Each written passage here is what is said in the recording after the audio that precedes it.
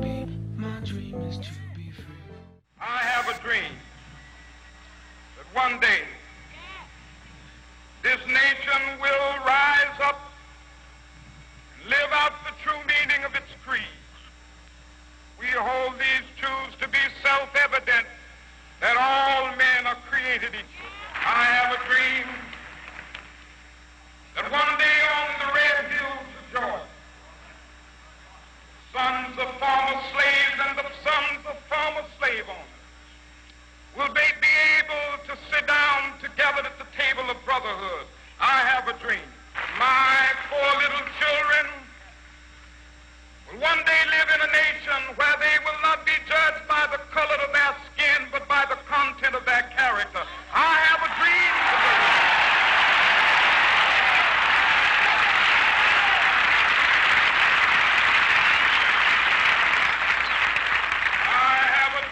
That one day every valley shall be exalted, and every hill and mountain shall be made low, the rough places will be made plain, and the crooked places will be made straight, and the glory of the Lord shall be revealed, and all flesh shall see it together.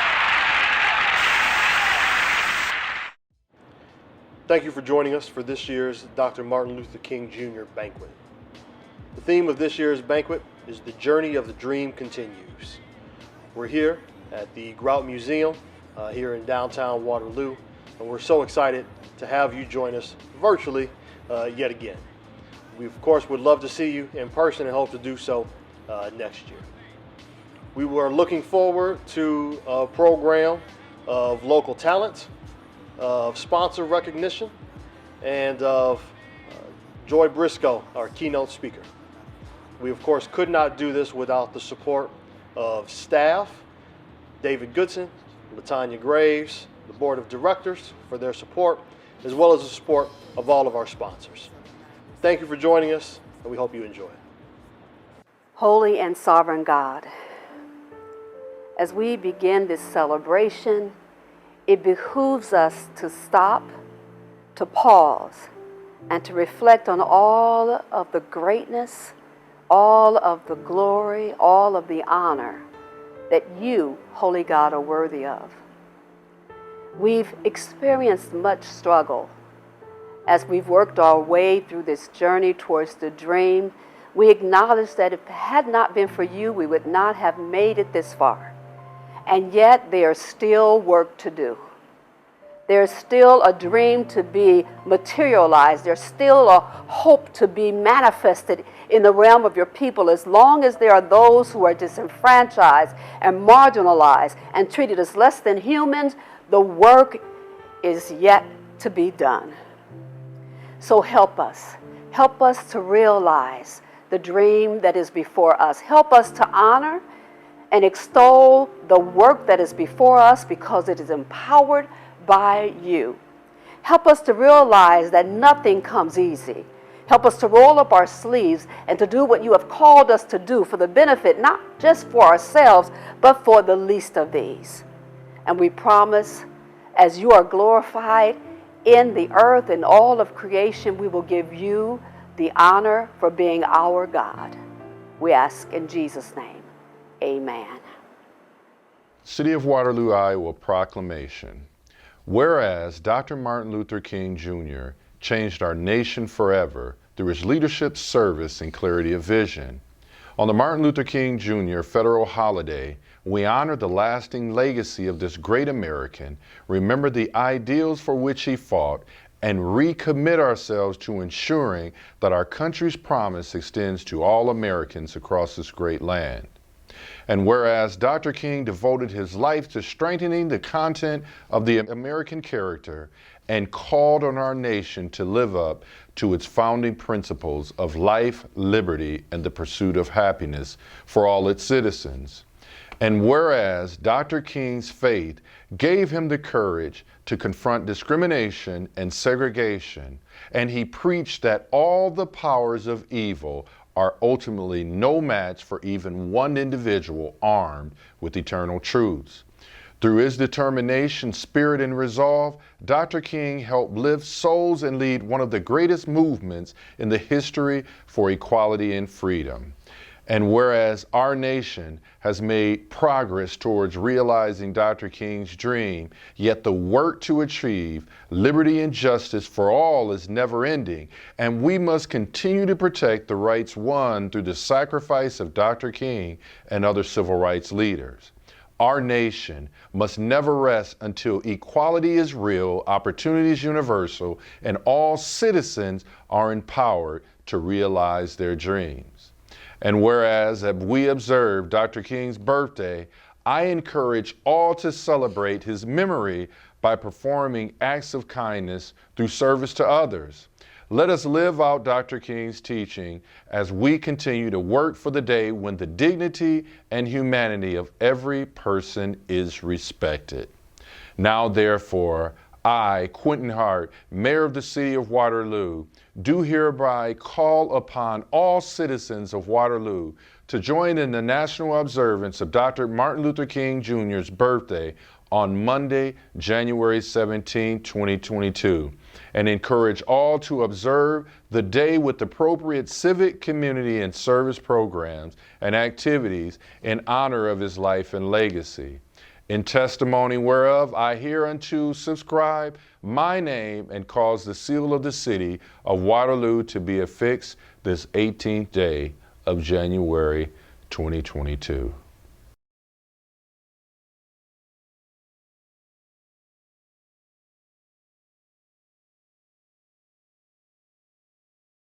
At Keenan Mutual Group, we believe that a brighter financial future should be accessible to everyone.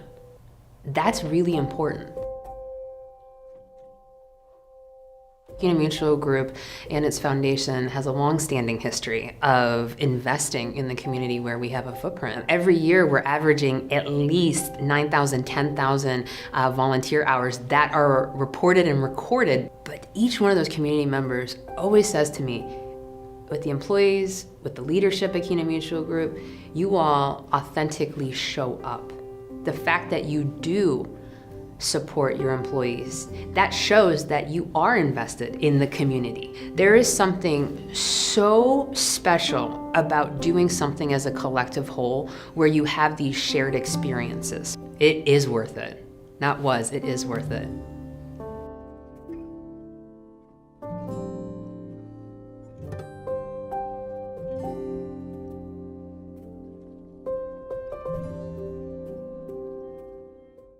See, the journey is not always a straight line.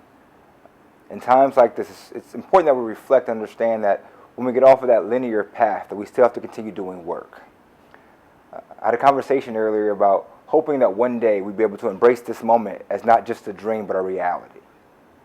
To allow setbacks to get us off that track is unacceptable. Continuing to push through, to continue to be resilient, understanding that the sacrifices made before us lay the fabric of the work ahead of us. The journey of the dream continues. We must continue to have our resolve. We must continue to hold faith, continue to work and fight for a radically inclusive future where all people have value, where the journey is no longer a dream. We're searching for the reality.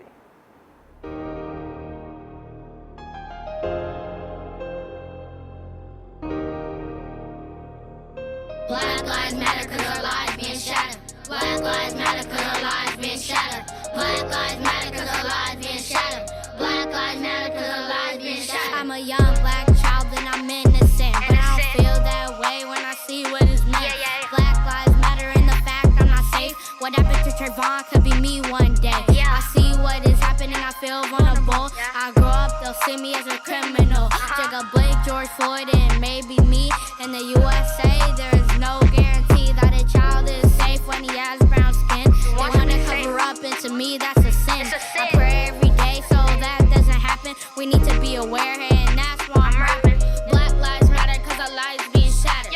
This ain't fair 'cause I'm really getting scared. I talk about this every night with my dad. People want no change because they're so glad. I'm scared, unsure, will I be next? People don't know that it weighs on my chest. I saw George Floyd with the knee on his neck. I went to Minneapolis and paid my respect. I remember the mural and where he had wings. We must not forget, I don't want the same thing. Black lives matter 'cause our lives being shattered. Black lives matter 'cause our lives being shattered. Black lives matter 'cause our lives being shattered.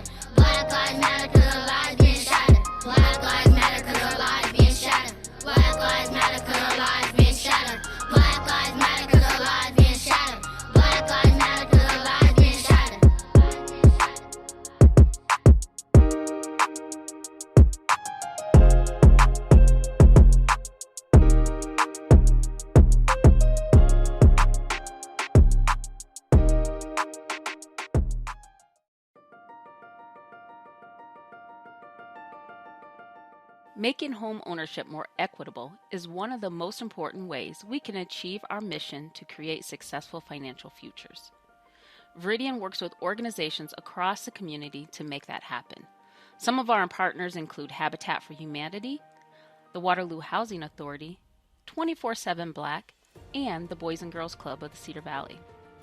When our neighbors own their homes, they can plant deeper roots that strengthen our community. That's the value of Veridian.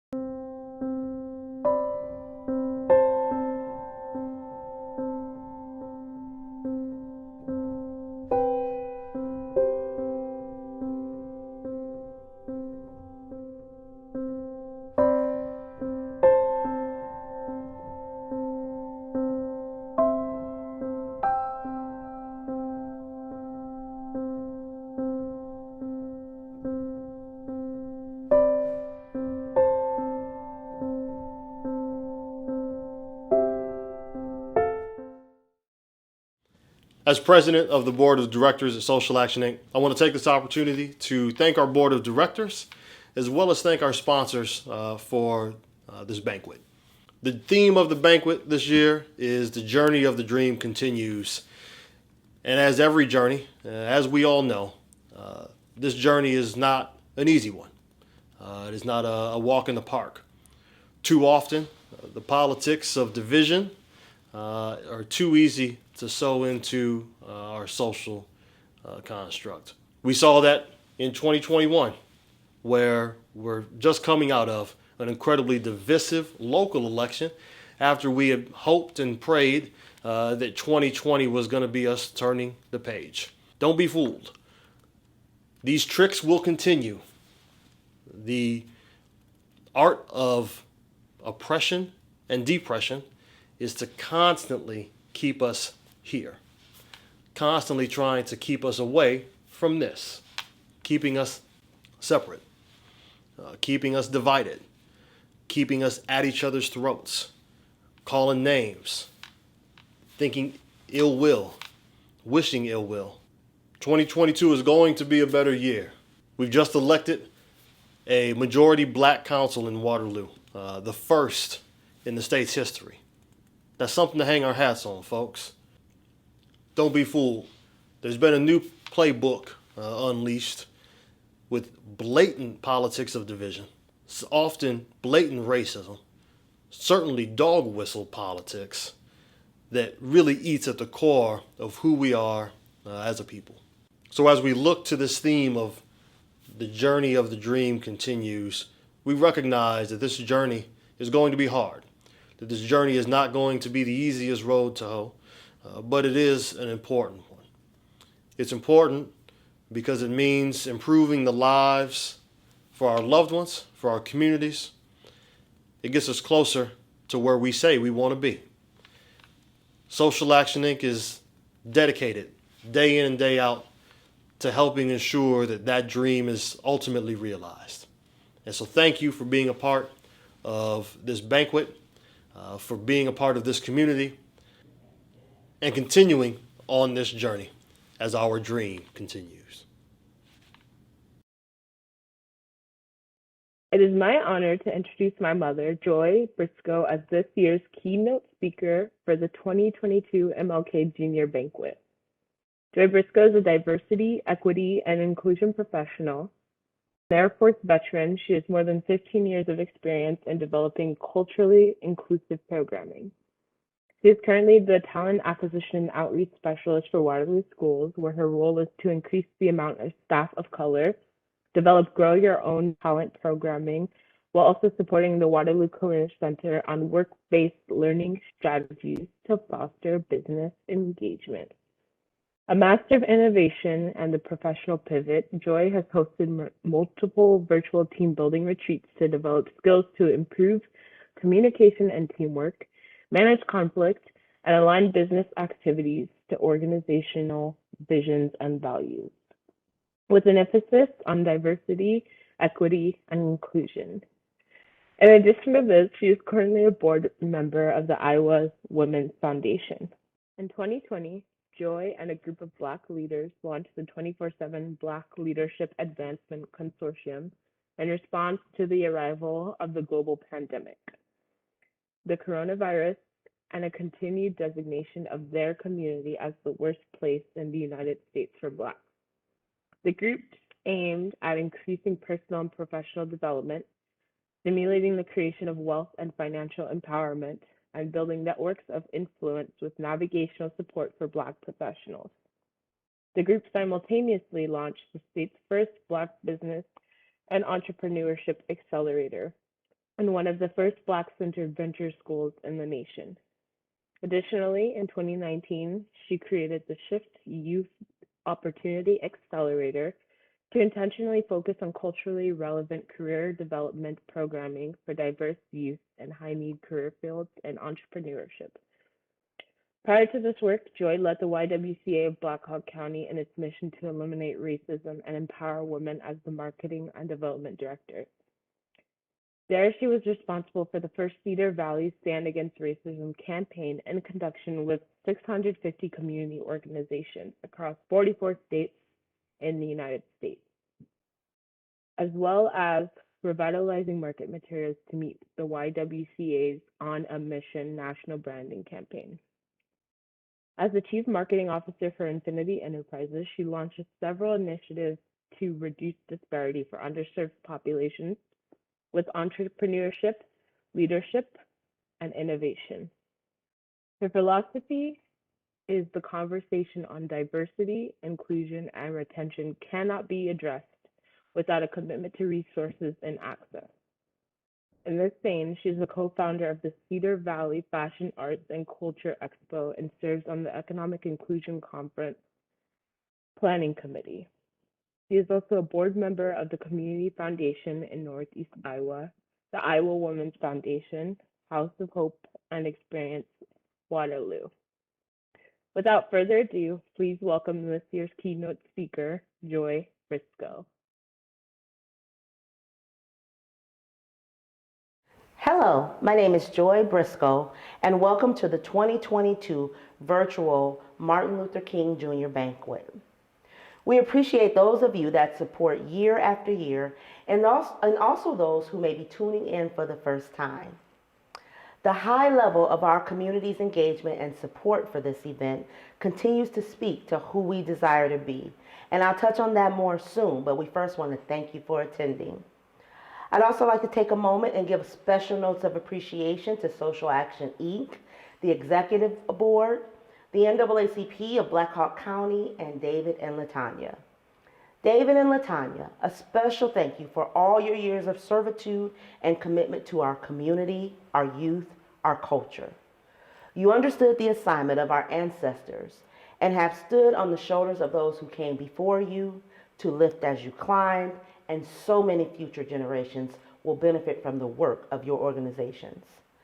I understand this work can sometimes be thankless, and so in the spirit of giving flowers while you are here, I'd like to thank each of you. Thank you, David and Latanya. I'd also like to recognize the strong women in my family, my mother, my grandmother, my daughters, who not only made it okay for a woman to say, think, and walk in their purpose, but when the world tells us that women need to forever be afraid of being considered too bold, too outspoken, taking up too much space, each of you challenges that norm and said there is no such thing, and have always encouraged us to be even louder, stronger, and more vibrant.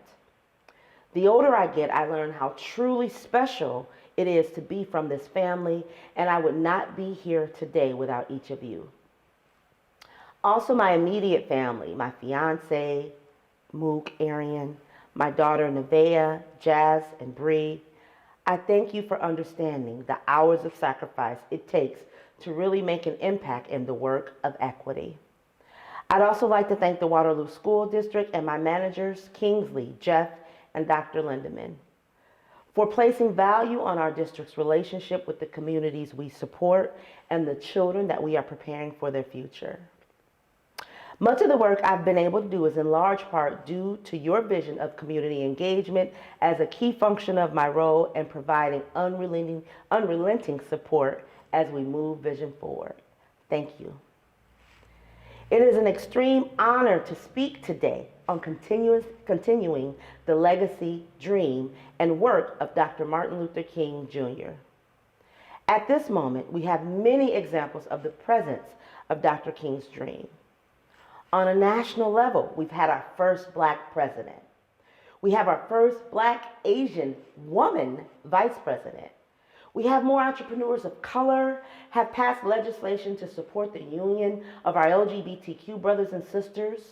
We have women gaining more education and Blacks entering into entrepreneurship at one of the highest rates across all demographics. This is Dr. King's legacy. This is Dr. King's work and practice. This is his dream continued. Locally, we recently held an election where whether your political belief was red or blue, the temperament was extremely polarizing. Yet, as a community, we came together, decided in that moment who we were, and voted for the most diverse city council in the history of Waterloo to support our first Black mayor. And we did these things because most of us understood the vision and leadership necessary to continue to thrive together. And that vision happened to be best implemented in our newly elected officials and current mayor. If we look at our diversity across disciplines, we have members of our LGBTQ serving in the public sector. We have a significant amount of leaders of color and women in our school districts, with one of few programs in the state dedicated to growing our own teachers. Our hometown champion, Nicole Hannah-Jones, launched the 1619 Freedom School in our home community to have a focus on closing the achievement gap with literacy and a culturally inclusive curriculum. We see homes being built by organizations like Habitat for Humanity, oftentimes in collaboration with our city. My organization, 24/7 Black, launched the first Black-centered accelerator and venture school in collaboration with UNI, Red Cedar, and Grove Cedar Valley, and many other business partners. We were granted 501c3 status from Renew Waterloo to carry forward the mission of economic development, and all of this resulted in local Black-owned companies being sold right in the shelves of our Hy-Vee. This is a dream come true for many. This and more are strong examples of the power of public-private partnerships to create change and transformation. It is extremely difficult in this present time to be a member of our community in this moment and not be inspired and not see Dr. King's dream continue. Our community is in a moment where we could serve as the best practice for building as an inclusive community, as the most diverse community in Iowa, and this is something that we should all be proud of. But let's take a moment and notice that I said where we could, because of as proud as I am to be from Waterloo and to be a member of this community, and as honored as I am to speak on Dr. King's dream, I'd be remiss if I didn't address the elephant in the room, or what my grandparents would call the stills.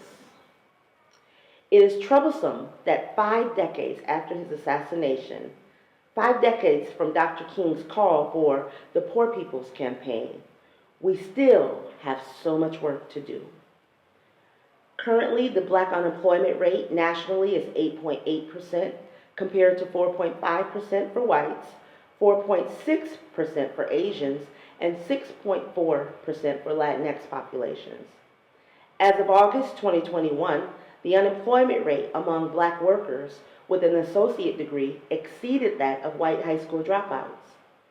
Locally, we exceed the trend with our Black unemployment and homeownership numbers, as according to the most recent 24/7 Wall Street report, there's a median income of just $29,150 for Black families. And the unemployment rate is 14.7% for Black individuals in our community, and also a homeownership rate of just 31.6%. The 3.1% Iowa 5-year unemployment rate for white residents is well below the 5.3% national unemployment rate. Yet the Black unemployment rate is nearly 5 times higher. So let's think for a minute. Why, after pointing out our community's points of pride, why would I call attention to the data? Because the data is so important that we tell the whole story. And while we want to celebrate the first and the innovation of our community, we want to stand with our chest proud about the things that we have done and are continuing to do. We also want to be intentional with our focus on the stills when it comes to really moving the needle towards Dr. King's dream. I was in a meeting recently where one of the attendees spoke on the fact that numbers have souls, and I thought this was such a great way to express it. When we speak on moving the needle, there's a constant need to remind each other that these numbers are connected to people. The stats of reports like the 24/7 Wall Street report indicate a family that is not thriving, children not reaching their greatest potential, lives less fulfilled, potential loss where we could have expanded the pie so we all could have a greater share.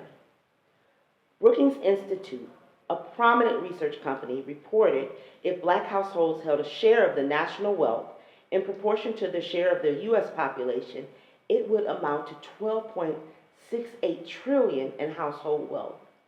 A huge amount of more economic prosperity from our communities entirely. Yet as I stand here today, other Iowan and Midwest communities have joined us on the list of the worst, meaning even more lost opportunities for our state as a whole. We still have to march for equity and an understanding that Black lives do indeed matter. We still have to press for economic parity and an understanding that this, in turn, increases the pie for everyone. We still see unequal sentencing for persons of color, less amounts of leaders in the C-suites. We still.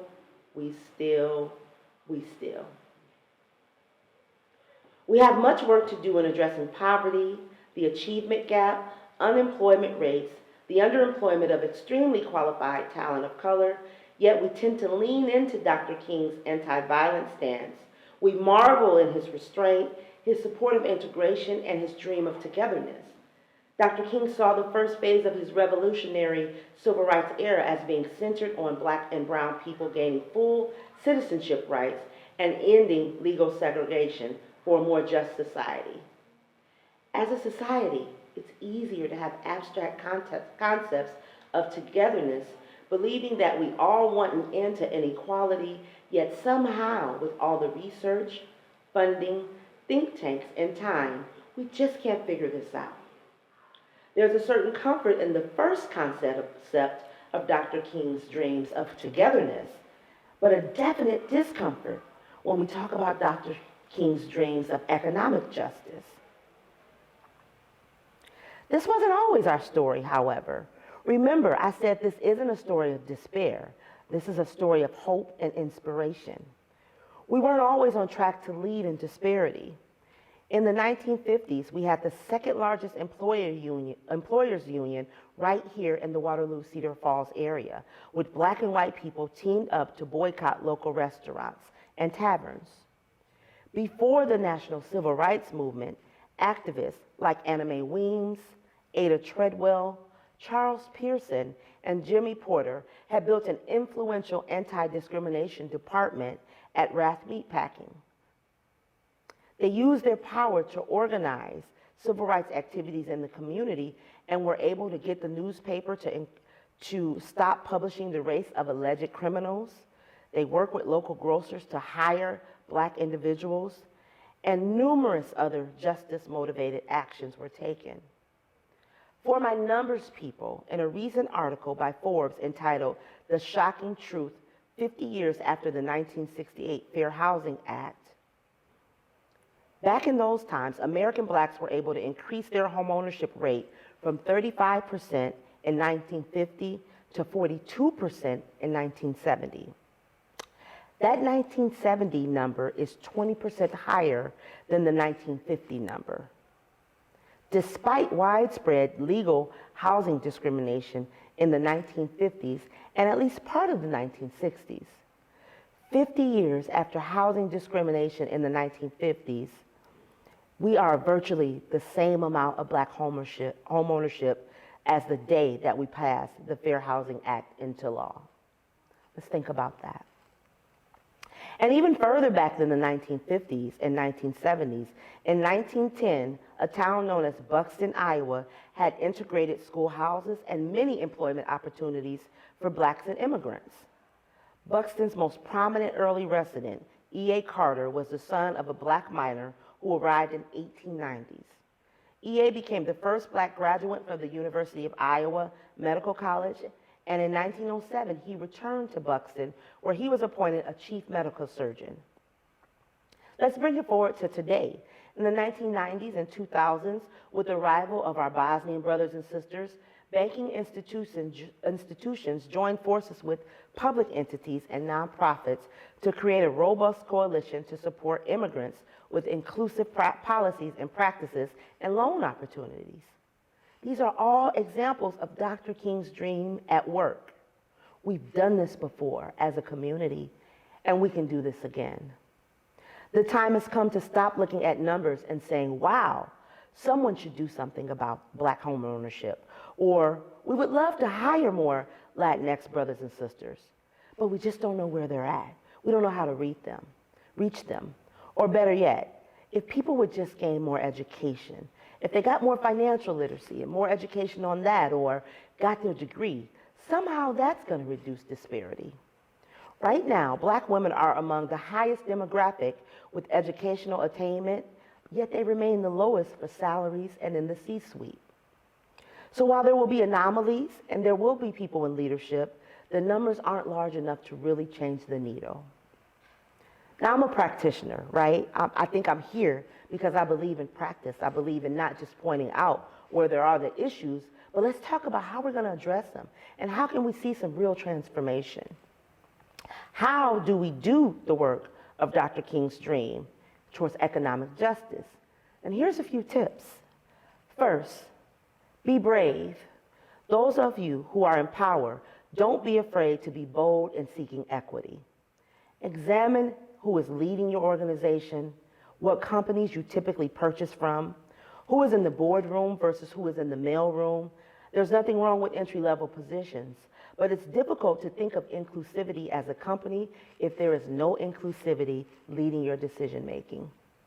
Examine policies both in the public and the private sector by a scope of who does it benefit and who does it burden. And if that burden is consistently placed at the feet of systemically underrepresented people, then it has to be changed. And not in 5 years, not in 5 months, not in 5 minutes, but now, but today. Second, resources, resources, resources. Talk is great, meetings are okay, I think we're all zoomed out, but don't pull on your employees of color with ERG and diversity committees and not be willing to commit resources and money to your DEI policies. This only compounds trauma with additional trauma. Make sure DEI efforts have accountability standards, as often people who don't have to change, don't change.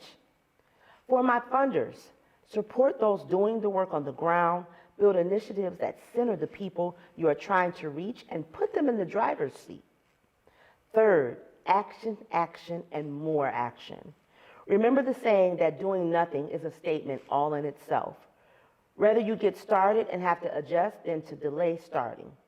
Don't let the enemy of perfection take away from something that could be great, as your delay equates to more suffering and trauma. Remember, I started this by saying numbers have souls and they are attached to people. When you are a part of a DEI initiative, diversity, equity, and inclusion, those aren't niceties, but those are actions of urgencies. Please treat them as such. Finally, yet equally as important, is intent. If you are trying to reach women, say that. If your desire is to support LGBTQ or Latinx communities, say that. If you want to support Black-led organizations or Black people and families, it is also okay to say that.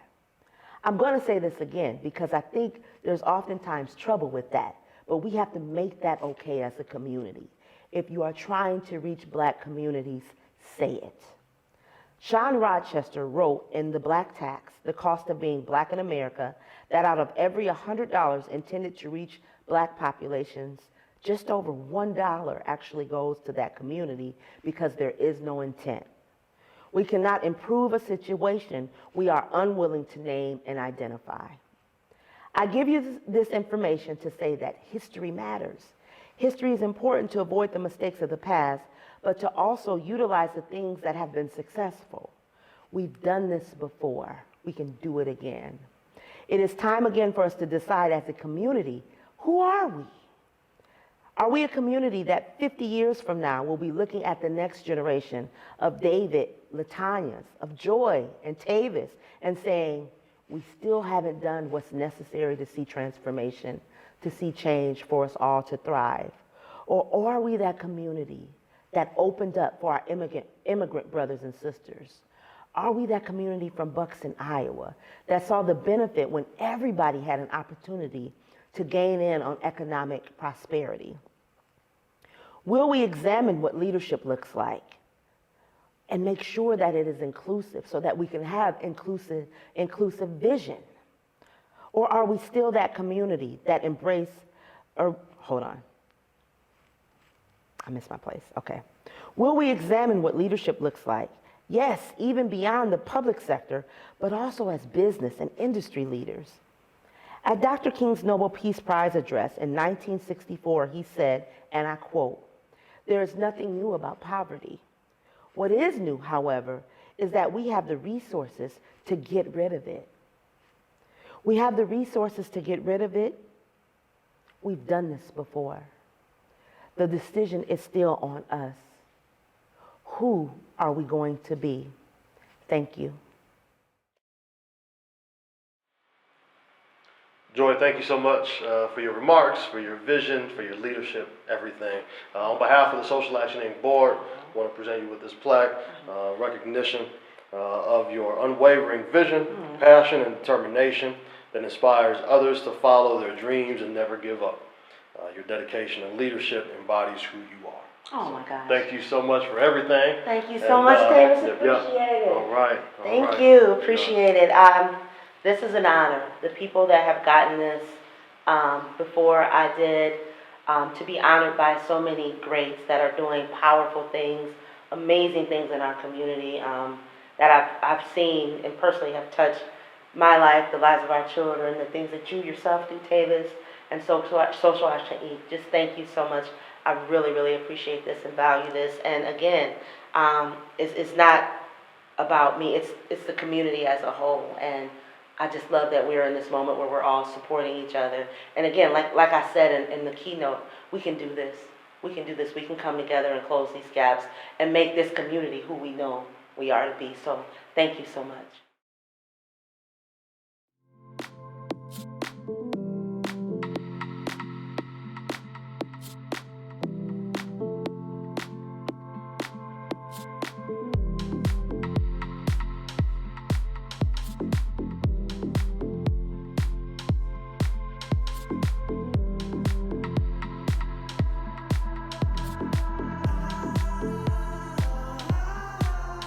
Welcome home, baby.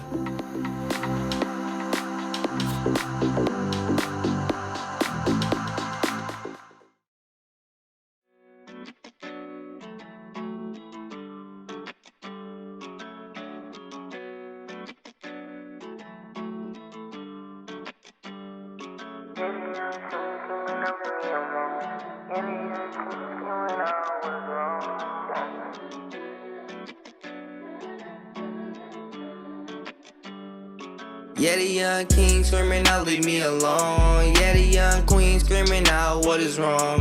We some young kings trying to make it to this throne. We some young kings trying to make it out alone. Fighting to the court like we tryna find a bone. We tryna live it up, not to end up on a stone. If you need my help, hit me up on my phone. If you need my help, hit me up on my phone. Teacher doing things in a positive perspective. Y'all need to stop using our skin as a weapon. Nigga blow any second. That's why George Floyd, Trayvon are up in heaven. Answer the question, why can't we live free without no depression? Why can't the police show us they no discretion? Pray to God like it's a blessing. Pour my back, people, yeah, I'm stepping. Ain't no worry, ain't no stressing. Gets hard, keep pressing. Speak now before it's too late. Everybody gotta eat off that plate. Gotta give it to y'all straight. Ain't got no time for the hate. Tryna live my life out great. Y'all should pick up that trade. Gotta keep God's grace. Stop blaming things on race. This is so crazy, cause I'm a black kid and a black man. Every day we couldn't go play during summertime. The police always in our way. I had a dream like I'm Martin, making us feel like the police is heartless, destroying the markets. They yell not get back, put a stick out, then they telling us get down, then they letting it rip now, let it hit now. Am I supposed to flinch now? Dang, got my family scared and sad, got them feeling all this pain. Today family away, got them mental in the brain. What's the difference of a race? Switching up every day, take another life away. Now they flying far away, okay, okay. Now they flying far away, okay, okay. Yeah, the young king screaming out, leave me alone. Yeah, the young queen screaming out, what is wrong? We some young kings trying to make it to this throne. We some young kings trying to make it out alone. Fighting to the court like we trying to find a bone. We trying to live it up, not to end up on a stone. If you need my help, hit me up on my phone. If you need my help, hit me up on my phone.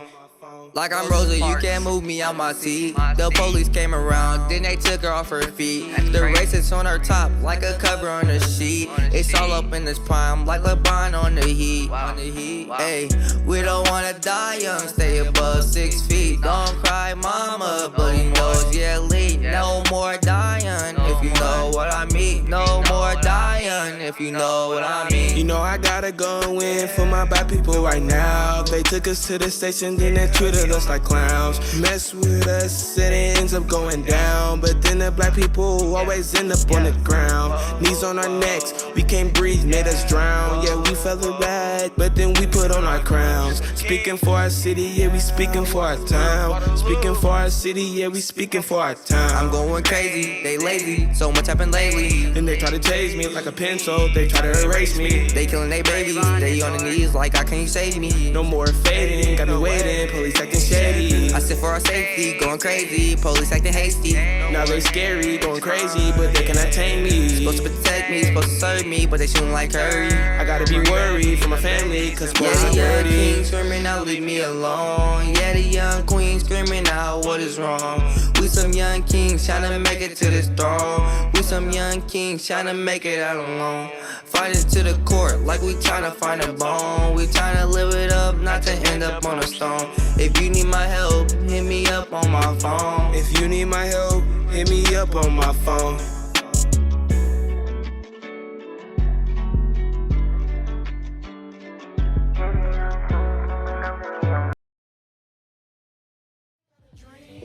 I dream, not because I have to. I dream to prove to others that dreams come true. And when I was just 10 plus 2, I dreamed I traveled to South Africa with Desmond Tutu, lyrically fighting apartheid tantamount to, poetically shaping my angle of the world's view. Dear Langston, you told us what happens to a dream deferred. It echoes, replays, and energy transferred. Dreams have been my life's password. The opposite is never spewed, uttered, or heard. I want to capture moments and turn them into memories that are birthdays, weddings, and anniversaries. Cleverly, I put them into documentaries that will last on for centuries. I have a dream that never stops, like King with Miss Coretta Scott, like Queen and Slim where they're arrested at a shop, protesting cops that pull and shoot, so we shield the youth with love that's bulletproof, screaming children, even if we die for the vision, it'll live through you. Dear Martin, can I keep it real with you? I dream my skin color is not taboo. It seems like black lives don't matter from my point of view, not to each other or the boys in blue. I have a dream, and yes, I'm going to boast. My dream as a black man isn't like most, one fist in the air, trying to stand my post. My dream is to be a leader and keep my people close. I wanted people to look at my accomplishments in astonishment. I wanted them to notice I was there, acknowledge it. I want to be iconic, legendary, you see, and to show that Marty's goals still exist in me. I want us to coexist in peace, at least, so we can grow. And I know it's going to be a feast when we make it to those high sky limits. Maybe those lights will never be diminished, King. My dream passes a law that prosecutes the armed dealers, the root of the strange fruit. If we don't share our dreams with the youth, they'll never know the struggle of our truth. See, I dream the audacity of hope is like catching the flu, and I dream this country can collectively undo the misfortunes America has been forced into. I dream that hate crimes are taboo, and I dream that Cupid shot his arrow and we fell for truth. I dream this piece sticks like crazy glue, but since I know that sometimes dreams are broken in two, I dream of rose-colored glasses for cynics to look through. I dream just in case you forget to, and I dream when I don't really want to. And if it's true that someday I must pay my dues, I dream $1 billion bailout will help me too. I dream of Maya and Oprah reading hip-hop news. I dream of Sasha and Malia spitting the blues. But if my creator ever grants me one dream to never undo, I dream that someday all of our dreams will come true. My dream is to be free.